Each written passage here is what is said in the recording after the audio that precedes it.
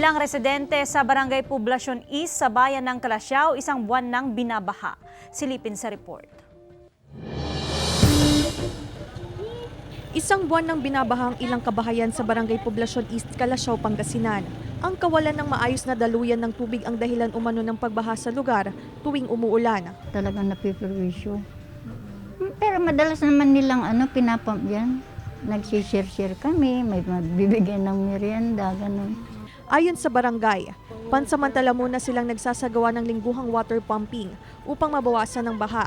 Pinoproseso pa ng barangay ang kanilang pondo para sa pagsasaayos ng mga kanal sa lugar. Pero yung tubig naman ng basketball court kasi stagnant nga, ito si chairman, water pump na lang niya kahit bukas, sabi niya bukas.